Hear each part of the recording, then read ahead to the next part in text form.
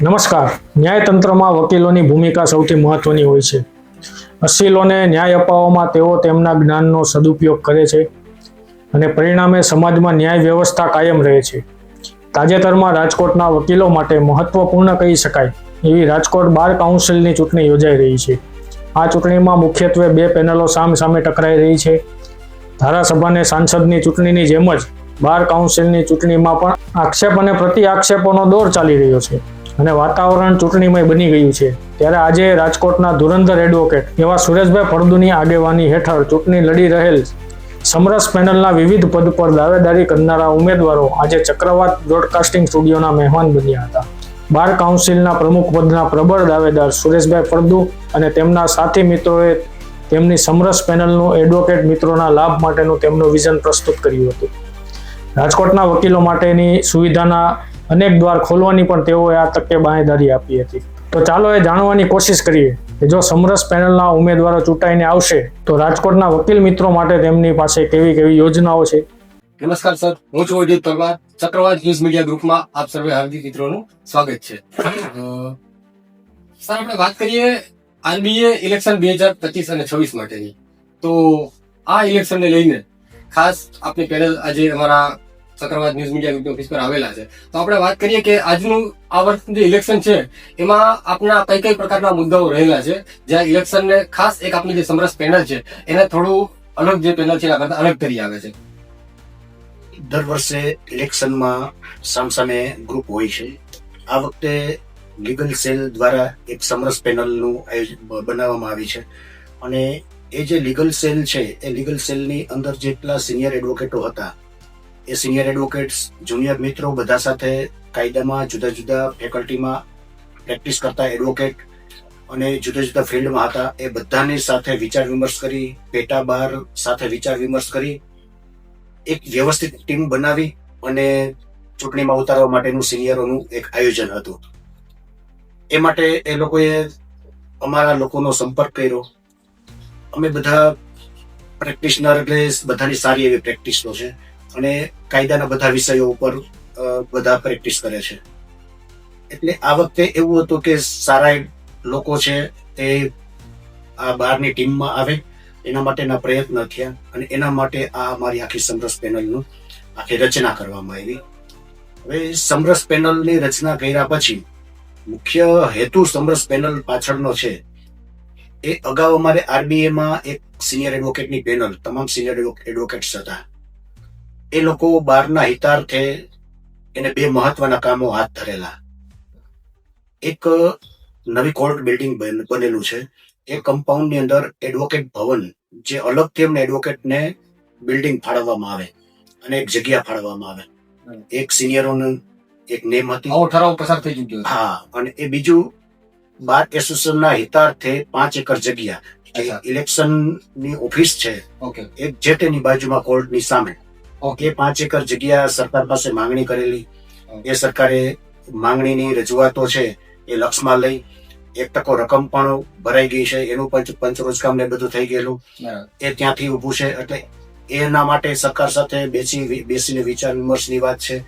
5 માળનું જે ભવન, એડવોકેટ ભવન માટે જે પરવાનગી મળેલી છે એની ગ્રાન્ટ છે, એના માટેની જે મેઇન વાત છે. એ ઉપરાંત કોર્ટ બહુ દૂર છે, બિલ્ડિંગ વિશાળ છે, એટલે પોસ્ટ ઓફિસ છે, પછી એટીએમ છે, એ કોઈ સુવિધા અત્યારે નથી. તો જે એડવોકેટને પડતી અગવડતાઓ, કોર્ટે આવનારને પડતી અગવડતાઓ, એ ઉપરાંત જુદા જુદા ફિલ્ડમાં જે પ્રેક્ટિસ કરે છે, રેવન્યુ હોય, ક્લેમ હોય, સિવિલ હોય કે કોઈ પણ ટેક્સેશન, તો તમામ એડવોકેટને એક વ્યવસ્થિત જ્યારે જ્યારે કોઈ પણ પ્રકારની જરૂરિયાત પડે, એને મુશ્કેલીઓ હોય, ત્યારે એક ટીમ ખડા પગે ઉભી રહે એવી એક ટીમ જોતી હતી. એના માટેથી અમારી ટીમની આખી છે એ રચના કરવામાં આવેલી છે. બરાબર છે. આ વખતની જે ચૂંટણી છે વર્ષ 2025-26 એના માટે એને ખાસ આપણી જે પેનલ છે સમરસ પેનલ, એનો કોઈ સ્પેશિયલ એવા મુદ્દાઓ, જે મુદ્દાને ધ્યાન પર રાખી અને આપણે એને મુખ્યત્વે હાઇલાઇટ કરીએ અને એવા કયા મુખ્ય 3 મુદ્દા છે જે મુદ્દાને ધ્યાન પર રાખી અને આપણે આખા ઇલેક્શન પર ફોકસ કરી રહ્યા છીએ અત્યારે હાલમાં? સૌરાષ્ટ્રમાં પ્રથમ હાઈકોર્ટની બેન્ચ હતી. હા, થોડા સમય પહેલા ખૂબ જ થોડા સમય પહેલા અમે લોકો મારફત જ એને આગળ ધપાવવામાં આવેલી, ડિમાન્ડ કરવામાં આવેલી. એ પ્રશ્ન હજી ચાલી રહ્યો હતો. ઓકે. અગાઉ પણ આપણે એન્જિનિયરિંગ એસોસિએશન મારફત પણ આ પ્રયત્ન થયા હતા. પછી સાંસદ સભ્ય રામભાઈ મોકરિયા એને પણ પત્ર લખેલો હતો. અમારા કાર્યાલયનું મધ્યસ્થાલયનું જયારે હમણાં ઓપનિંગ હતું એ વખતે પણ રામભાઈ સાથે ચર્ચા થઈ. તો હાઈકોર્ટનો એક મુદ્દો છે, કારણ કે ઉના આ બાજુ કચ્છ સમગ્ર સૌરાષ્ટ્રને છેક અમદાવાદ સુધીના જે સસ્તો સરળ અને ઝડપી ન્યાયની વાત છે, એ સૂત્ર ખરેખર સાર્થક થાય એના માટે સરકાર પણ કટિબદ્ધ છે. એ પણ ઘટતું જે કંઈ કરવાનું થાય એમાં એ કોલ આપેલો છે. એટલે એક હાઈકોર્ટની બેન્ચની વાત છે. એ ઉપરાંત મેં જે આપને કીધેલું 5 એકર જગ્યા વાળું છે, એ જે સરકારમાં ડિમાન્ડ કરવાની છે એ મિનિમમ રેટમાં મળે વેલફેર માટે, એ છે 5 માળનું જે ભવન બનાવવાનું છે એના ગ્રાન્ટ્સ માટેની વાત છે. એટીએમ, આ બધી જે પોસ્ટ ઓફિસ એ બધી જે તાતી જરૂરિયાતો છે, એ જે મેક્સિમમ જે મુદ્દા વર્તમાન જે નવી કોર્ટની સમસ્યાઓ છે અત્યારે એ બધા અમારું પ્રાયોરિટી પ્રાધાન્યમાં છે. સાહેબ, આપણે જે વકીલ ભવનને રિલેટેડ અત્યારે જે વાત કરી, આમ જોવા જઈએ ત્યારે આપણું જે જિલ્લા બહારનું ઇલેક્શન છે, તો જનરલી આમ ગુજરાત લેવલે અન્ય કોઈ જિલ્લાઓ જેમ કે અમદાવાદ છે, વડોદરા કે સુરત, ત્યાં આવી રીતે અન્ય કોઈ જિલ્લાઓમાં વકીલો માટે અલગથી હાલમાં કોઈ એવું છે અત્યારે હાલમાં વકીલ ભવન, કે સ્પેશિયલી આપણે રાજકોટને એક્સક્લુઝિવ મળે, રાજકોટના વકીલો છે એમને આપણા બહાર તરફથી કઈ સારો એક્સ્ટ્રા એમને બેનિફિટ મળેલો છે, એવો આપણો પ્રયાસ છે. આ નડિયાદ બહાર છે. નડિયાદ બહારમાં એડવોકેટ ભવન બિલ્ડિંગની અલગ જગ્યા ફાળવવામાં આવી. એ ઉપરાંત 13 કરોડ રૂપિયા ફાળવા. એ 13 કરોડ રૂપિયા ફાળવા પછી એ આખું બિલ્ડિંગ ભવન તૈયાર કરવામાં આવ્યું. તાજેતરમાં જ સુનિતા અગ્રવાલ મેડમ ને એના હસ્તે છે એ એડવોકેટ ભવન હમણાં લોકાર્પણ હતું. એટલે આ રીતે અમને પણ જગ્યા એટલા માટે જ ફાળવેલી છે કે ભાઈ એડવોકેટની સ્ટ્રેન્થ છે અમારી 5000ની એડવોકેટની સ્ટ્રેન્થ, 5000 એડવોકેટનો સમાવેશની વાત છે. એને સગવડતા હશે તો જ સારી કામગીરી થશે. આઉટપુટ જોતું હશે તો સગવડતા તો હોવી જરૂરી છે. તો ઓલરેડી આવું ગુજરાતમાં જુદી જુદા જિલ્લાઓમાં આ રીતે ફાળવણી કરેલી જ છે. અને ખાસ આપણે જોઈએ કે અત્યારે આ વખતની જે આપણી પેનલ છે એમાં કુલ મળીને 14 આપણે ઉમેદવારો છે. 16 ઉમેદવારો. અચ્છા, તો આ જે 16 ઉમેદવારો છે એમાં આપણે સિનિયર અને યંગ જે લોયર્સ છે એમની આપણે પેનલ જોઈએ તો ઓવરઓલ આપણા મતલબ પર્સન્ટેજ રેશિયો વાઇઝ કેટલા આપણી સાથે આમાં પેનલમાં યંગ ઉમેદવારો છે અને કેટલા સિનિયર એડવોકેટ્સ પણ છે? તમે મોટાભાગના ઉમેદવાર જોશો ને તો જુનિયર નથી અને બહુ સિનિયર નથી, વચ્ચેની એજના બધા જ છે. સૌથી મહત્વની બાબત એ છે કે મારી પેનલમાં જે ઉમેદવારો છે ને એમાં ઘણા બધા જે સિનિયર 20 વર્ષથી જે પ્રેક્ટિસ કરે છે, એને કોઈ પણ પ્રકારના ઉપલા હોદ્દાનો મોહ રાખ્યા વગર કે ભાઈ મારે ઉપલા હોદ્દામાં લડવું છે તો મને પ્રાયોરિટી આપો, એવું કર્યા વગર તમે મને એમ કહેશો કે કારોબારીમાં લડવાનું છે તો પણ અમે કારોબારીમાં અમે લડશું. આવી ટીમ માત્ર દરેક મારી 16 જણાની મારી જે ટીમ છે એનો બધાને એક જ હેતુ, બહારના હિતાર્થે મેક્સિમમ કઈ રીતે કામ થઈ શકે, બહારના સભ્યોના હિતાર્થે કેવી રીતે કામ થઈ શકે, આપણે શું કરી શકીએ કે બહારના સભ્યો કાયમી માટે યાદગીર રાખે કે આપણે આ એક પેનલ હતી આ 25-26ની, એ પેનલે આવી સારી કામગીરી કરી. ઓલરેડી 23-24માં અમારી પેનલ હતી, ત્યાં વાઇસ પ્રેસિડેન્ટ હતો. મારી પેનલમાં અત્યારે જે 6 સભ્ય છે એ 6 સભ્ય ઓલરેડી મારા સહિતના એ પેનલમાં હતા 23-24. રિપીટ પેનલ છે. જૂની કોર્ટ અમારી માટે એ વખતે પડકાર એવો હતો, જૂની કોર્ટ બિલ્ડિંગમાંથી નવી કોર્ટ બિલ્ડિંગમાં શિફ્ટિંગની વાત.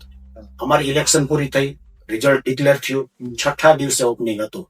એ ઓપનિંગ એવું કે ભારત દેશના ઇતિહાસમાં કોઈ ચીફ જસ્ટિસ ઓફ ઇન્ડિયા કોઈ જિલ્લાની અદાલતના ઓપનિંગમાં આવ્યા હોય એવો ઇન્ડિયાનો પહેલો ઇતિહાસ, જેમાં 3000 થી વધારે એડવોકેટો ત્યાં સામેલ હતા. એટલું બધું ડિસિપ્લિન અને એટલું બધો સરસ કાર્યક્રમ ગયો. એમાં પણ અમે 6 જણા હતા. એ ઉપરાંત અમે શિફ્ટિંગની વાત આવી તો તમને ખ્યાલ છે કે કોર્ટ બિલ્ડિંગ આવડું છે તો શિફ્ટિંગમાં તો ઘણું બધી વસ્તુ, કારણ કે અમારું બાર એસોસિએશનનું ફર્નિચર, લાઇબ્રેરી, આ તે બધું નવા બિલ્ડિંગની અંદર એડવોકેટ જુદા જુદા પેટા બાર છે ને રૂમની ફાળવણી, આ તે ઘણી બધી ડિફિકલ્ટી સમસ્યાઓ અને પડકારજનક એ અમારું વર્ષ હતું. છતાં અમારી એ વખતની બોડી કે જેમાં 6 જણા અમારે ત્યાં રિપીટ છે, એ લોકોએ એટલું બધું સરસ રીતે કામગીરી કરી, લાઇબ્રેરી એટલી બધી સરસ રીતે ઉભી કરેલી. એ ઉપરાંત જે કઈ ફર્નિચરમાં ડેમેજ હતું, સિનિયરો માટેની જે અમારા રાજકોટ બહારના ઘરેણા સમાજ જે સિનિયરો છે એની બેઠક વ્યવસ્થા માટે સોફાથી માંડી બધું વ્યવસ્થિત અમે એક પણ બહારનો રૂપિયો લીધા વગર અમે પણ સ્વખર્ચે અમે સુવિધા સુખ સગવડતાઓ મળી રહીએ બહારના સભ્યોને અને સિનિયરોને, એના માટે અમે ઓલરેડી કામ કરેલું જ છે. હમણાં જ તાજેતરમાં થોડા દિવસો પહેલા રાજકોટની અંદર એક નેશનલ લેવલનું લીગલ સેમિનારનું આયોજન કરવામાં આવેલું હતું, જે ગત વર્ષની બેચે તેની દ્વારા આયોજન કરવામાં આવ્યું હતું. તો શું આવનારા વર્ષની અંદર પણ રાજકોટના જે યુવા વકીલો છે, જે અનુભવી છે, એમને પણ કાયદાની અંદર નવું માર્ગદર્શન મળે, નવું અપડેટ્સ આવે છે એ મળે, અને એમાં ગુજરાત અથવા ઓલ ઇન્ડિયાના જે સારા સારા હાઈકોર્ટના જજીસ છે, સુપ્રીમ કોર્ટના જજીસ છે એ પણ આવે અને વિદ્યાર્થીઓને યુવાઓને માર્ગદર્શન આપે, લો સ્ટુડન્ટને પણ ખાસ. તો એવું આપણા તરફથી કોઈ આગામી વર્ષની અંદર કઈ નવો ઇનિશિયેટિવ લેવાનો કોઈ પ્લાન આપના એજન્ડામાં કઈ કોઈ? દર વર્ષે ઘણા બધા સભ્યો છે એ AIB પાસ કરી અને વકીલાતમાં જોડાય છે. જુનિયર મિત્રોની જ્યારે જ્યારે રિક્વાયરમેન્ટ હોય એ હર વખતે જૂની કોર્ટ બિલ્ડિંગ હતી ત્યારે JMFC ના ક્લાસીસ એ પણ ચાલતા. કોઈ એડવોકેટ મિત્રોને કાનૂની સલાહ જોતી હોય તો પણ સિનિયરો પહેલેથી આપે છે. આજની તારીખે અમારી લાઇબ્રેરીમાં અમિતભાઈ જોશી એ બધા બેઠા હોય છે. અત્યારે પણ કોઈને જો કઈ પૂછપરછ કરવી હોય, કોઈ લો ના ટોપિક ઉપર હોય, ચર્ચા કરવી હોય તો પણ અત્યારે એ બધું છે જ. એ ઉપરાંતના અમારી જયારે બોડી ચૂંટાઈને આવશે ત્યારે પણ જે કઈ બહારના સભ્યો છે નવા, એને કન્ટિન્યુ વીકલી કે ચર્ચા કરી કઈ રીતે એને કાનૂની માર્ગદર્શન પૂરું રહે, બહાર ને બેન્ચ વચ્ચેનું જે ડાયલોગિંગ છે એ કઈ રીતે થાય, સુમેળભર્યા વાતાવરણમાં કઈ રીતે કામ નીકળે, સૌથી વધારે આઉટપુટ કઈ રીતે નીકળે, એટલે એ બધા મુદ્દા ઉપર છે. એ પણ અહીંયા અમારો એક ચૂંટણીનો એજન્ડા છે.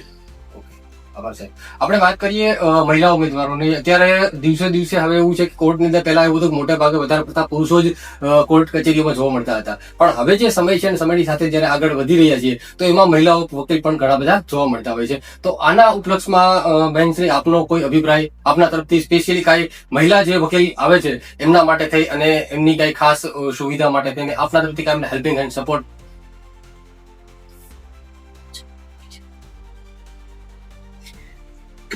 હાલની ચૂંટણીને અનુલક્ષીને આના બાબતે જવાબ આપો તો સરકારશ્રીએ અત્યારે 33% આનામાં તમારી બોડીમાં આપી કે ઉપલી પેનલમાં ક્યારે અમે કોઈ પણ મહિલા ઉમેદવારને જોયા જ નથી.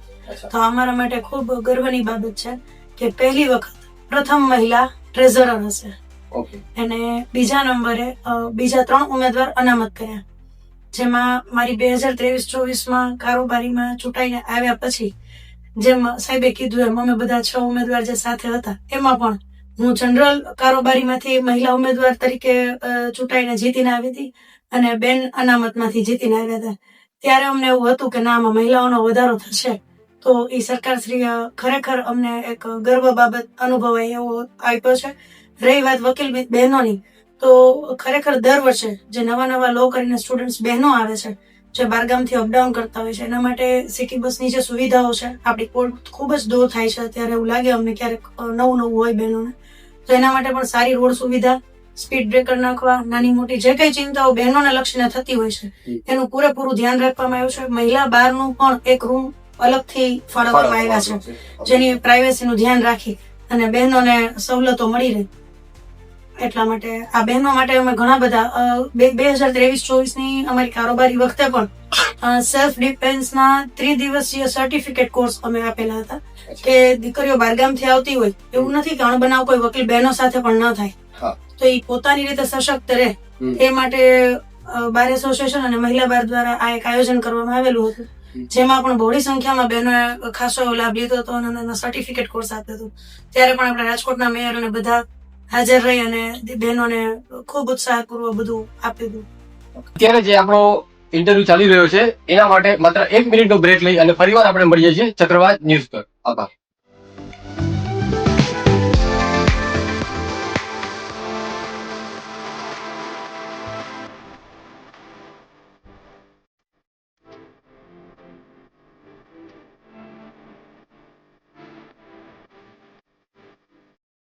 નમસ્કાર દર્શક મિત્રો, ફરી એકવાર ચક્રવાત ન્યૂઝ મીડિયા ગ્રુપમાં આપ સર્વે મિત્રોનું સ્વાગત છે. આપણે આજે વાત કરી રહ્યા છીએ RBA ઇલેક્શન 2025 અને 26ના વર્ષ માટેની. તો આજના આ ઇલેક્શન માટે થઈ અને આપણી વચ્ચે સમરસ પેનલના પ્રમુખ અને મહિલા ઉમેદવારો પણ આપણી વચ્ચે પધારેલા છે. તો આપણે આગળ આપણા દોરને વધારતા હું સાહેબને પૂછીશ કે જાડેજા સાહેબ, ખૂબ જ જાણીતો અને માનીતો આપનો ચહેરો છે અને દરેક પ્રકારના બારની અંદર ચાહે એમએસસીપી બાર હોય, રેવન્યુ બાર હોય કે ક્રિમિનલ બાર હોય, આપનું ખૂબ જ લોકચાહના રહી છે. તો એના રિલેટેડ શું કહેશો સાહેબ આપ? હું એટલું જ કહીશ કે આજે 30 વર્ષથી આ ફિલ્ડમાં છું અને કારોબારી સભ્યથી માંડીને વિવિધ હોદ્દા ઉપર હું કામ કરી ચૂક્યો છું. મારી જનરલી પ્રેક્ટિસ ફોજદારી સાઈડની છે, પણ મેઇન મધરબોર્ડ છે અમારું રાજકોટ બાર એસોસિએશન. એની નીચે 10 પેટા બાર છે. એમએસસીટી બાર છે, લેબર બાર છે, રેવન્યુ બાર છે, ગ્રાહક સુરક્ષા બાર છે. આ તમામ બારને સંકલન કરીને ભૂતકાળમાં કામગીરી કરેલ છે. એ કામગીરી જોઈને જ મને લોકો લો પ્રોફાઇલ વ્યક્તિ છું અને અજાતશત્રુ વ્યક્તિ તરીકે મારી છાપ છે. એટલે કામગીરી મારી જોઈને મને દર વખતે જંગી બહુમતીથી ચૂંટી કાઢે છે. અને થેન્ક્સ બાય સિનિયર લોયર કે જેને મને આમંત્રણ આપ્યું કે તમારા જેવા વ્યક્તિની અમારી ટીમમાં જરૂર છે. તો હું સુરેશભાઈ ફળદુની આગેવાનીની હેઠળની જે પેનલ છે એની સાથે જોડાણો છું અને આખી પેનલ 16 જંગી બહુમતી ચૂંટાય એવા પૂરા પ્રયત્ન ઈમાનદારીપૂર્વક કરીશું. સાહેબ હમણાં થોડા દિવસ પહેલા આપણે એક આજ આરબીએ ઇલેક્શનને લઈ અને એક મુદ્દો ચર્ચામાં આવ્યો હતો, જે હતો જોઈન્ટ સેક્રેટરી પદના ઉમેદવાર માટેનો સંદીપભાઈ વેકરિયાનો, કે જેમના મુદ્દા લઈને એવું ચર્ચામાં આવેલું હતું કે એમનું ફોર્મ જે છે એ રિજેક્ટ થયું છે, એમનું સભ્યપદ પણ ખેંચી લેવામાં આવ્યું છે. તો એના રિલેટેડ શું સાહેબ ચર્ચામાં હતું? 2024-25ની રાજકોટ બાર એસોસિએશનની ઇલેક્શનમાં સંદીપભાઈ વેકરિયા છે એ સેક્રેટરી પદે વિજેતા થયેલા. આખા વર્ષ દરમિયાનની જે કામગીરી હતી, સેક્રેટરી પદનો હોદ્દો છે એટલે એક કી પોઈન્ટ. એ હોદ્દાનું સૌથી રાજકોટ બાર એસોસિએશનમાં મહત્વ છે. તો એ મહત્વના હોદ્દાને બોડી દ્વારા કોઈને કોઈ માધ્યમથી એની અવહેલના કરવામાં આવે, એને નિગ્લેક્ટ કરવામાં આવે, એને અપમાનિત કરવામાં આવે, સેક્રેટરીને કોઈ જાણ ન હોય એ રીતના બધા ડિસિઝનો લેવામાં આવે, સેક્રેટરીને ન જાણ હોય એવા ઠરાવો કરવામાં આવે, સતત વર્ષ દરમિયાન જેની સાથેની અવહેલના થઈ, એને નિગ્લેક્ટ કરવામાં આવ્યા, એ બધી જ હકીકતો લખી અને સંદીપભાઈ વેકરિયાએ રાજકોટ બાર એસોસિએશનને રાજીનામું આપ્યું. એ રાજીનામું આપ્યું પછી એ રાજીનામા અન્વયે બાર એસોસિએશન દ્વારા સંદીપભાઈ વેકરિયાને એક નોટિસ પાઠવવામાં આવેલી. એ નોટિસ પાઠવી એટલે સંદીપભાઈ વેકરિયાએ એવું કીધું કે ભાઈ તમે મને જોઈતા ડોક્યુમેન્ટ્સ આપો, હું તમને આનો ખુલાસો કરીશ, હું તમને લેખિત જવાબ આપીશ. કોઈ ડોક્યુમેન્ટ્સ આપવામાં નથી આવતા. એ ઉપરાંત જ્યારે એક ચૂંટણી ડિક્લેર થઈ ગઈ, બાર કાઉન્સિલ ઓફ ગુજરાત દ્વારા ચૂંટણી એજન્ડા ક્લિયર થઈ ગયો કે આ તારીખે તમારે ચૂંટણી કમિશનરના નામ બાર એસોસિએશનને જાહેર કરી દેવા. એ નામ જાહેર થઈ ગયા, એ બાર કાઉન્સિલને મોકલી દીધા. પછી તમામ સત્તા છે એ સત્તા બાર એસોસિએશનની પૂરી. સાહિત્ય, હિસાબ, ઠરાવ બુક, ફાઇલ એ બધું જ છે એ ચૂંટણી કમિશનરને સોંપી દેવાનું હોય. આ બધી હકીકતો બાર એસોસિએશનના હોદ્દેદારો જાણે છે. એ જાણતા હોવા છતાં 29 તારીખે મીટિંગ મળે છે. 21 તારીખે નામ ડિક્લેર થઈ ગયા, પ્રક્રિયા પૂરી થઈ ગઈ. 29 તારીખે ઇલેક્શનની એક લક્ષી મીટિંગ મળે છે. એ મીટિંગ મળે છે એ અગાઉ સંદીપભાઈ વેકરિયા વર્તમાન જે બોડી, અત્યારે ભાવિ બોડી જે છે મારી બોડીમાં, એમાં જોઈન્ટ સેક્રેટરી પદે એ ઉમેદવારી કરવાનું છે એવું નક્કી થયું. એવી પોસ્ટ મુકાણી સોશિયલ મીડિયામાં. ચાલુ મીટિંગ એ લોકોએ જોઈ એટલે એને ખ્યાલ આવ્યો કે સંદીપભાઈ વેકરિયા સામેની પેનલમાંથી જોઈન્ટ સેક્રેટરી પદના ઉમેદવારી જાહેર કરવાના છે, ઉમેદવારી કરવાના છે. આવું ખ્યાલ આવતા એને અર્જન્ટ મીટિંગની અંદર નક્કી કરવાનું છે એનું રાજીનામું મંજૂર કરવું કે ના મંજૂર, એની જગ્યાએ સીધું સંદીપભાઈ વેકરિયાનું સભ્યપદ છે એ રદ કરી દેવામાં આવે છે. એ રદ કેવી રીતે કે એ મીટિંગ મળે છે, મીટિંગની એજન્ડા બુક હોય, એમાં એજન્ડો લખવો પડે કે આ મીટિંગ શેના માટે. એજન્ડા બુકમાં કોઈ એજન્ડા નથી, ઠરાવ બુકની અંદર કોઈ ઠરાવ નથી અને સભ્યપદ સસ્પેન્ડ. આ હકીકતો અમે નિરીક્ષણ કર્યું, એનો એવિડન્સ અમે મેળવ્યો. એ આ જેવો ડિસિઝન લીધો એ વાયુ વેગે બધે પ્રસરી ગયો. એટલે સંદીપભાઈ વેકરિયાનો ચહેરો એવો છે કે બાર એસોસિએશનમાં હોદ્દેદાર હોય કે ન હોય, એ કાયમી માટે દરેક બોડીની અંદર લાઇબ્રેરીનું કામ એનું મેઇન. લાઇબ્રેરીથી માંડી બાર એસોસિએશનના કોઈ પણ ફંક્શન કાર્યક્રમો હોય, સંદીપભાઈ આગળ પડતા હોય. એ માનીતો, જાણીતો, ચાહીતો ચહેરો. હવે બાર એસોસિએશનના બધા સભ્યોને ખ્યાલ. એટલે એક સિનિયરમાં ને બધાને અસંતોષનું વાતાવરણ કે ભાઈ તમે ડિસિઝન લીધો, તો ડિસિઝન લેવા માટે તમે એટલા સત્તા નથી. ડિસિઝન લીધો એનો વાંધો નથી, તમે ક્યાં વ્યક્તિ સામે ડિસિઝન લીધો, આ નથી વિવાદિત શેરો. તમારું મંજૂર ના મંજૂર કરવાનું તો તમે સભ્યપદ સસ્પેન્ડ કર્યું. એટલે અસંતોષની લાગણી બધે ફરી વળી. સંદીપભાઈ વેકરિયાએ એ હુકમ છે એ બાર કાઉન્સિલ ઓફ ગુજરાતમાં ચેલેન્જ કર્યો. એક જ દિવસની અંદર સંદીપભાઈ વેકરિયાને સ્ટેની વાત તો દૂર રહી, બાર એસોસિએશન દ્વારા એના વિરુદ્ધનો જે ઠરાવ કરવામાં આવ્યો ને એ ઠરાવ જ રદ કરી નાખ્યો અને એવો હુકમ કરવામાં આવ્યો કે સંદીપભાઈ વેકરિયા છે ને ઇલેક્શન લડી શકશે. હવે આ પ્રશ્ન એ છે કે સંદીપભાઈને આખા વર્ષ દરમિયાન હેરાન કરનાર, સંદીપભાઈ વિરુદ્ધ કાર્યવાહી કરનાર એ કોણ? તો એ પટેલ ઉમેદવાર. સંદીપભાઈ વેકરિયા છે એ પટેલ ઉમેદવાર. પટેલ versus પટેલ. પટેલ વર્સિસ પટેલ.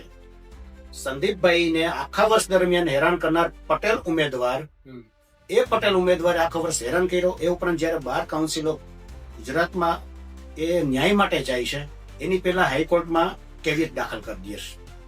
એ કેવિયટ દાખલ કરનાર કોણ? કે અત્યારે ગત બોડીની અંદર જે પટેલ ઉમેદવાર છે વાઇસ પ્રેસિડેન્ટના, જે હવે ભાવિ પ્રેસિડેન્ટ તરીકે આવે છે અને ભાવિ પ્રેસિડેન્ટ તરીકે આવે છે એ મેઇન એનો મતદાર છે જીતવા માટેનો એ પટેલ વોટર છે. પટેલ હોવા છતાં હાઈકોર્ટમાં પટેલ ઉમેદવાર સામે કેવિયટ કરે છે. પટેલ ઉમેદવારને આખા વર્ષ હેરાન કરે છે અને એ પટેલ ઉમેદવાર છે પ્રમુખ તરીકેની ચૂંટણી લડવા માટે નીકળવાના છે અને પટેલના વોટ ઉપર નીકળવાના છે. આવી આખી આ હકીકતો છે એ ઇસ્યુ બનેલો. હવે બાર કાઉન્સિલ ઓફ ગુજરાતમાં સંદીપભાઈની તરફેણમાં ચુકાદો આવ્યો. હવે એ લોકો છે ત્યાંથી સંતોષ નથી માંગતા, હાઈકોર્ટમાં પણ જવાની તૈયારી કરશે એવો પણ હમણાં મીડિયામાં સમાચારો આવ્યા. તો આ ઇલેક્શન છે એ હેલ્ધી કોમ્પિટિશન હોવી સામાન્ય રીતે Competition માં હોવી જોઈએ. વિધાનસભા અને જે મહાનગરપાલિકાનું ઇલેક્શન હોય છે એના કરતા પણ થોડું વધારે ગૂંચવણો ભર્યું કે મુશ્કેલી ભર્યું એક ઉમેદવાર તરીકે. એટલા માટે કે લોકસભા વિધાનસભાની ચૂંટણી છે એ સામાન્ય રીતે એટલું બધું ઓલો વિવાદાસ્પદ નથી હોતી.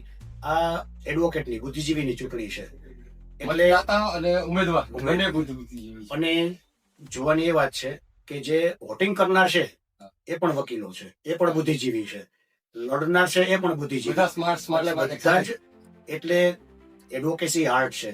કઈ રીતે દાવપેચ ખેલવા, કઈ રીતે કોઈની લાઈન લાંબી કરવી, કોની ટૂંકી કરવી, કેને કેની સામે કરી દેવા, આ બધું જ એવી આટીઘૂટી વાળી આ બાર એસોસિએશનની ચૂંટણી હોય છે. પરંતુ મેક્સિમમ જોવા જાય તો એક જે ઉમેદવાર છે એની કાર્યપદ્ધતિ, એનો ચહેરો, એની લોકચાહના, લોકો સાથેનો સુમેળભર્યો સંબંધ, આ બધા જ પાસાઓ જોવે એને ગત ટર્મમાં જો એ ઉમેદવાર તરીકે હોય તો એ કામગીરી જે બાર એસોસિએશનમાં કરેલી છે એ પણ લક્ષેલ્ય છે. એ ઉપરાંત સિનિયર, જુનિયર, પેટા બાર તમામ ફિલ્ડમાં કામ કરતા એડવોકેટોને બધાને સાથે લઈને ચાલતા હોય એવા ઉમેદવારોને જનરલી વાંધો નથી આવતો. એટલે આ વખતે અમારા સિનિયરોએ એ જ રીતે કરેલું છે કે તમામ ક્ષેત્રની અંદર કામ કરતા સિનિયર, જુનિયર વકીલ મિત્રો બધાને સાથે લઈ વિશ્વાસમાં લઈ અને એક આખી પેનલ બનાવવામાં આવી છે. ઓકે, એટલે આપણે જ્યારે વાત કરીએ તો આપણે અત્યારે જે આપણી સમરસ પેનલ છે એની અંદર સિનિયર વકીલો પણ છે, સાથે મધ્યમ એજના વકીલો પણ છે, મહિલા વકીલો પણ છે સાથે, અને અનુભવી વકીલો પણ છે. તો આ પેનલની અંદર સાહેબ આપણે એક વાત કરીએ, જો ઓવરઓલ આપણે ઇન્ટરવ્યુ સાથે કમ્પ્લીટ કરીએ અને આપણા જે દર્શક મિત્રો સાથે જોઈ રહ્યા છે એવા ઘણા બધા વકીલ મિત્રો પણ આપણા ઇન્ટરવ્યુ જોશે અને જોતા પણ હશે. તો આજે ઇન્ટરવ્યુ છે એની અંદર સૌથી વધારે આપણે કોઈ એવો સ્પેશિયલ મેસેજ જે આવનારા દિવસોની અંદર આપણે હવે ચૂંટણી તારીખ નજીક આવી રહી છે તો ખાસ કરીને આપણા જે વોટર્સ છે એમના માટે કોઈ સ્પેશિયલ મેસેજ આપનું સમરસ પેનલના પ્રમુખ ઉમેદવાર તરીકે આપના તરફથી કોઈ સ્પેશિયલ મેસેજ કે જે એ લોકો અને એમને પ્રભાવિત કરી શકે, એમને જે આપણે ચૂંટણીલક્ષી મુખ્ય એજન્ડાઓ છે એમાં એક વિશ્વાસમાં લઈ શકાય એવો કોઈ આપણા તરફથી સ્પેશિયલ ખાસ મેસેજ? 2023-24 ની અંદર જયારે વાઇસ પ્રેસિડેન્ટ તરીકે હું હતો ત્યારે મેં અને મારી પેનલે જે કામગીરી કરેલી છે, જે મજૂર કામ કરે એ રીતે જયારે શિફ્ટિંગ ચાલતું હતું ત્યારે અમે મજૂરની સાથે અમે કામ કરેલું છે. એડવોકેટ મિત્રોએ જોયું છે. એ વખતે અમારા ઉપર વિશ્વાસ મૂક્યો હતો, એ વિશ્વાસ અમે સાર્થક કર્યો. વર્ષ દરમિયાનની અમારી જે કામગીરી છે એડવોકેટની સુવિધાના, એક એક સુવિધાના પ્રશ્નો અમે સોલ્વ કર્યા છે.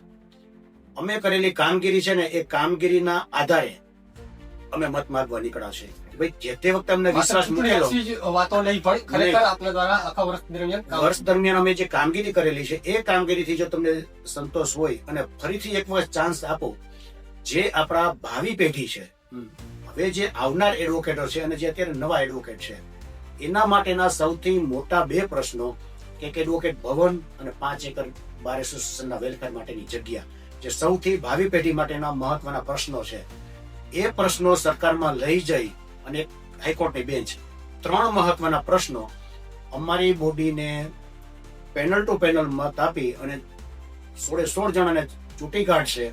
તો 16 જણા વતી હું પ્રોમિસ આપું છું કે અમારા જે મુખ્ય પ્રશ્નો છે એ મુખ્ય પ્રશ્નો વહેલામાં વહેલી તકે એનું સોલ્યુશન અમે લાવશું. સરકારમાં રજૂઆત કરવી પડશે, ગમે તે દોડાદોડી કરવી પડશે. રાજકીય આગેવાનોને સાથે રાખી મેક્સિમમ બહારના હિતાર્થે જેટલું કામ અમે કર્યું એથી પણ વિશેષ કામગીરી અમે કરીને બતાવીશું. ખૂબ ખૂબ આભાર તમામ વકીલ મિત્રોનો. આજના આ અમારા કાર્યક્રમની અંદર આપ લોકોએ પધાર્યા, આપનો ખૂબ ખૂબ કિંમતી સમય આપ્યો અને વધારે વિગતવાર આપણે જ્યારે આપનું ચૂંટણીનું પરિણામ જાહેર થાય ત્યારે ફરી એકવાર મળીએ. અને મારી આશા અને અપેક્ષા છે કે આપ સૌ આ ચૂંટણીની અંદર ખૂબ જ જંગી બહુમતીથી જીતો, સાથે સાથે આપના દ્વારા પણ સારું એવું પરિણામ મળે. અને વકીલ મિત્રો જે અત્યારે અમારી સાથે જોડાશે, જેટલા પણ વકીલ મિત્રો આપણે જોઈ રહ્યા છે, એ બધા વકીલ મિત્રોને પણ કંઈક આવનારા વર્ષોની અંદર આપના તરફથી કંઈક વધારે સારું એવું એમને લાભ મળે અને ભવિષ્યમાં પણ આપના જેવા જે યુવા માર્ગદર્શન આવે છે, જેમનાથી વકીલ મિત્રો માટે પણ કંઈક કાયદાના ક્ષેત્રની અંદર તો સારી કારકિર્દી બનાવી શકે એ માટે થઈ અને આવા ને આવા કંઈક પ્રયત્ન ચાલુ રહેશે. તો ખૂબ ખૂબ આભાર આપ સૌ મિત્રોનો. હું અજીત પરમાર. મળીએ ફરી એકવાર ચક્રવાત ન્યૂઝ મીડિયા ગ્રુપમાં. આભાર. નમસ્કાર દર્શક મિત્રો, હું છું અજીત પરમાર, ચક્રવાત ન્યૂઝ મીડિયા ગ્રુપ તરફથી. અને આજે આપણી વચ્ચે પધારેલા છે આપણા આજના કાર્યક્રમના મહેમાન એવા મેહુલભાઈ અને સાગરભાઈ, જેઓ આરબીઆઈ ઇલેક્શન 2025 અને 26 ની જોડીના ઉમેદવાર છે. આપણે એમના વિશે અને એમનાથી વધારે માહિતી આજે મેળવીશું કે આવનારા ઇલેક્શન જે આરબીઆઈ ઇલેક્શન છે એમની અંદર એક સેક્રેટરી તરીકે અને એક લાઇબ્રેરી સેક્રેટરી તરીકે શું હોદ્દો રહેતો હોય છે અને વકીલોના હિત માટે થઈ અને આ આરબીઆઈ ઇલેક્શન જે થઈ રહ્યું છે એમાં એમના આવ્યા પછીથી વકીલો માટે થઈ અને શું એમને લાભ મળતા હોય છે. તો વાત કરીએ મેહુલભાઈ, નમસ્કાર અમારા સ્ટુડિયોમાં. અને આપે એક તો ખૂબ ખૂબ આપને અભિનંદન. આપે અત્યારે સેક્રેટરી તરીકે આરબીઆઈ ઇલેક્શન 2025-26માં ઉમેદવારી કરેલી છે. તો મેહુલભાઈ, આપણે વાત કરીએ કે વકીલોના હિત માટે થઈને જનરલી એવું રહેતું હોય છે કે વકીલોની અંદર યુવા વકીલો થોડા હોય અને અત્યાર સુધી એક કહેવાય કે લોનો જે વિષય છે, કાયદાનો જે વિષય છે એની અંદર એક મેચ્યોરિટી વાળા લોકો હોય, બરાબર છે, એ પછીથી કાયદાના ક્ષેત્રમાં આવે તો વધારે સારું. એના માટે થઈને જનરલી એવું રહેતું હોય કે ગ્રેજ્યુએશન પછી એલએલબી થતું હોય છે. હવેના સમયના બાદ અત્યાર સુધી એવું હતું. તો કાયદાનો જે વિષય છે એની અંદર મોટે ભાગે ફિલ્ડ લોકો રહેતા હોય છે, પણ સાથે સાથે હવે યુવા વકીલો પણ આવી રહ્યા છે. તો આ યુવા વકીલોમાં આપ પણ એક યુવા ચહેરો છો અને હવે જે નવા યુવાનો આવી રહ્યા છે, તો આપના જે વોટર્સ છે, જે લોકો અત્યારે એડવોકેસી કરી રહ્યા છે અને ભવિષ્યમાં પણ જોડાવાના છે, એમના માટે થઈને એક સેક્રેટરી તરીકે આપ શું આગામી દિવસોમાં વધારે સારું ઇનિશિયેટિવ લેશો? આપણે ખૂબ જ સારા મુદ્દાનું હેલ્ધી ડિસ્કશન માટેનું પૂછ્યું. એ માટે પહેલા એ મુદ્દા તરફ જવું એ પહેલા મારા તમામ યુવા અને તમામ અધિવક્તા ભાઈઓ બહેનોને આજનો જે આ શુભ દિવસ છે, એટલે કે 3 ડિસેમ્બર એટલે કે એડવોકેટ્સ ડે છે, એટલે એડવોકેટ ડે ને આપના ન્યૂઝ ચેનલના માધ્યમથી બધાને શુભકામના પાઠવું છું.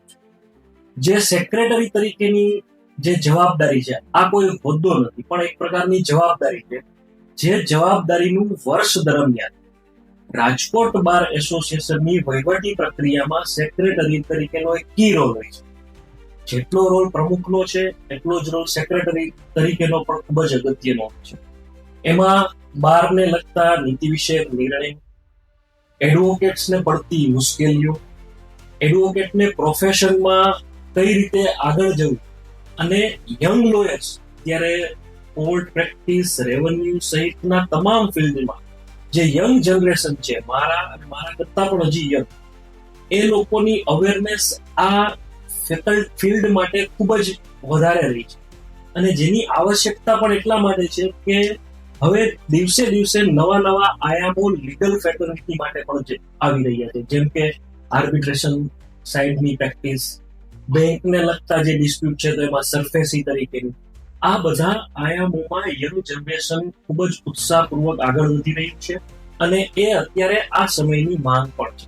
એટલે હું આપના માધ્યમથી જેટલા પણ યંગ લોયર્સ છે એ લોકોને એવું એક સૂચન પણ આપવા માંગુ છું કે વકીલાતના શરૂઆતના જે વર્ષો હોય છે એમાં એક સ્ટ્રગલિંગ પીરિયડ તો હોય જ દરેક પ્રોફેશનમાં, પણ હવે એ સ્ટ્રગલિંગ માટેના આયામો ઘણા બધા થઈ ગયા છે અને એના માટે અમારી ટીમ જે છે એ લીગલ અવેરનેસ માટે અને શરૂઆતના વર્ષોમાં એને જે કાંઈ નોલેજ શેરિંગ માટેની જે વાત હોય તો એ તરફ ખાસ ફોકસિંગ થી અમારી આખી ટીમ કે જે યંગ ટીમ છે અને અનુભવી ટીમ છે એ માટેના અથાગ પ્રયત્ન કરવાની છે. અને જે આપણી મને ટેગલાઈન બહુ ગમી કે સત્ય માટે અને સત્યની સાથે, તો આ ટીમનો પણ અમારો પણ એ જ આશય છે કે જે એડવોકેટ છે એ એડવોકેટના સત્ય માટે અને સત્ય સાથે હંમેશા આ ટીમ છે એ એક થઈને ઉભી રહે. મેહુલભાઈ, આપ એક સમરસ પેનલના અત્યારે ઉમેદવાર છે, બરાબર છે? તો સામે પણ જે વિવિધ અલગ પેનલ છે, ઉમેદવારો બીજા હશે, બરાબર છે? તો સમરસ પેનલની કોઈ એવી આગવી વિશેષતા, ખાસિયત કે જે અત્યારના જે યુવા એડવોકેટ્સ છે, બરાબર છે, એઝ અ વોટર આપણા સાઈડથી સ્પેશિયલી ઇન્ફ્લુઅન્સ થાય અને સમરસ પેનલની કોઈ એવી યુએસપી જેને આપણે લોકો સુધી પહોંચાડી શકીએ? ચોક્કસપણે એની આગવી વિશેષતા છે. આપ આખી પેનલ જોશો તો એ પેનલમાં દરેક પ્રકારના ફિલ્ડ સાથે સંકળાયેલા અધિવક્તાઓ છે.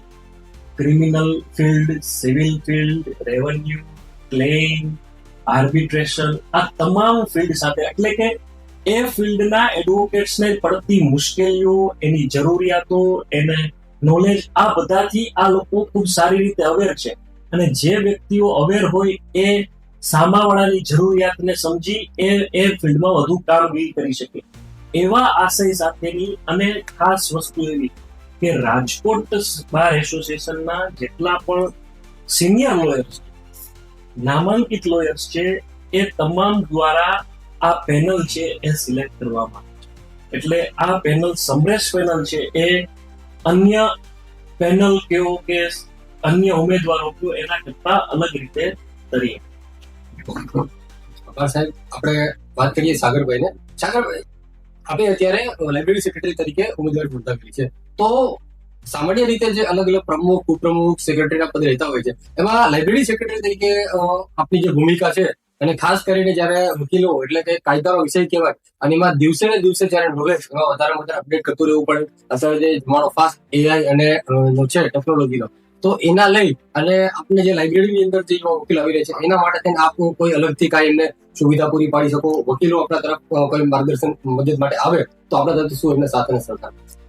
હાલ અત્યારે અમારી જે લાઇબ્રેરી છે, લાઇબ્રેરી એવી વસ્તુ છે કે સિનિયરથી લઈ અને વકીલાત ક્ષેત્રમાં શરૂઆત કરનારા જુનિયરો બધાને જ્ઞાનની જરૂર પડે, એટલે જ અમે લોકો બુદ્ધિજીવી કહેવાય. જ્ઞાનની જરૂરિયાત પુસ્તકોના માધ્યમથી અત્યાર સુધી મળતી જ હતી અને હજી મળતી રહેશે. પણ લાઇબ્રેરી સેક્રેટરી કે જો અમે ચૂંટણી જીતીએ તો અમારી એવી ઈચ્છા છે કે પૂરેપૂરી લાઇબ્રેરીમાં ટેકનોલોજીનો ઉપયોગ કરી અને આખી લાઇબ્રેરી ડિજિટલાઇઝ કરવી છે, જેનાથી આજના જમાનામાં જે એન્ડ્રોઈડ ફોન છે કે એઆઈ છે, એના મદદથી બધા મોબાઈલમાં જ બધું જ્ઞાન પ્રાપ્ત કરી લે, એ ટાઈપની ઈ લાઇબ્રેરી કરવાની તૈયારી અમે લોકો કરી રહ્યા છીએ. ખૂબ ખૂબ આભાર સાગરભાઈ. આપણે એક આપણે પ્રશ્ન કરું છું મેહુલભાઈ, કે હવે જનરલી એવું બનતું હોય છે કે કોઈ પણ પ્રોફેસર હોય, ધારો કે કોઈ છોકરો જેમણે આઈટીઆઈ અથવા ડિપ્લોમા મિકેનિકલ એન્જિનિયરિંગ કરેલો છે, એ કોઈ છોકરો જ્યારે પોતાનો કોલેજ કે અભ્યાસ પૂરો કરી અને નવા ફિલ્ડમાં જતું હોય છે, તો એમને એઝ અ ફ્રેશર તરીકે પણ હાયર કરે છે, ફિક્સ સેલેરી સાથે એમને સારું એવું રેમ્યુનરેશન વળતર મળતું હોય છે. પણ જ્યારે વકીલાતના ફિલ્ડની અંદર જોવા જઈએ તો એ થોડોક એક ચેલેન્જિંગ મુદ્દો રહેતો હોય છે, કારણ કે વકીલાતનું ફિલ્ડ છે એ શરૂઆતના સમયમાં જેમ આપણે વાત કરીએ થોડું સ્ટ્રગલિંગ ફેઝ રહેતો હોય છે. તો આ સમયની અંદર જેમ આપણે અત્યારે સાહેબે વાત કરી કે વકીલ ભવન બનાવવા જઈ રહ્યા છીએ, એવી રીતે તો વકીલો માટે ભવિષ્યની અંદર કોઈ જુનિયર વકીલ આવે છે અને શરૂઆતના સમયમાં સંઘર્ષની સાથે થોડું એમને સપોર્ટ મળી રહે એ માટે થઈ અને આપણા રાજકોટ બાર કે એના દ્વારા કોઈ એવો ઇનિશિયેટિવ લેવામાં આવે ખરા કે જુનિયર વકીલોને શરૂઆતના ધોરણે સ્ટાઇપન્ડ કે એવું કઈ સહાય મળી શકે ખરા? ચોક્કસ રીતે આપની વાત સાથે હું સંપૂર્ણ રીતે સહમત છું. અને એ દિશામાં આ પેનલના ઘણા ખરા એડવોકેટ્સ દ્વારા વિઝનરી સાથેની કાર્યવાહી પણ શરૂ કરી દીધી છે. એ કાર્યવાહી એવી છે કે કોઈ પણ જે ન્યૂ કમર્સ છે, મેં સ્ટ્રગલિંગની જે વાત કરી, તો એમાંથી એને રાહત રહે એ પ્રકારનું સ્ટાઇપન્ડ આપવું જોઈએ. એ દરેક એડવોકેટની જે સિનિયર એડવોકેટ છે એ ઓફિસની નૈતિક ફરજ છે ને, ફરજના ભાગરૂપે હવે એ આપવાની શરૂઆત પણ થઈ ગઈ. પણ એક વસ્તુ એવો વિચાર છે અમારા બધાનો કે આમાં આપણે આપણા બહારના જ સભ્યોને ઇન્વોલ્વ કરીએ અને એક એવા પ્રકારનું ટ્રસ્ટ કે એવી એક કાર્યવાહી ચલાવીએ કે એમાંથી જ ન્યૂ કમર્સને સ્ટાઇપન્ડ સ્વરૂપે અમુક રકમ છે એ મળી જાય. સપોઝ કોઈ સિનિયર હોય એ પોતાનું યોગદાન આપી શકે હા. અને એ યોગદાન રૂપેની જે રકમ છે એ આપણે સાયકલ તરીકે આમાં યુટિલાઇઝ કરી શકીએ. આવા વિઝનથી પણ અમે વિચાર કરી રહ્યા છીએ. જી મેહુલભાઈ, ખૂબ જ સારા આપના વિચાર અને આવનારી જે પેઢી છે એમાં જે નવા પણ યુવા વકીલો જોડાય એના માટે થઈ અને આપના ખૂબ જ સારા વિચાર અને એજન્ડા સાથે આપ ઇલેક્શનમાં આવે છો. તો અમારી ચક્રવાત સમગ્ર ન્યૂઝ મીડિયા ગ્રુપ તરફથી આપને આવનારા ઇલેક્શનને લઈને ખૂબ ખૂબ શુભેચ્છાઓ અને આપણે ફરીવાર ચક્રવાત ન્યૂઝ મીડિયાની અંદર મળીએ. આભાર.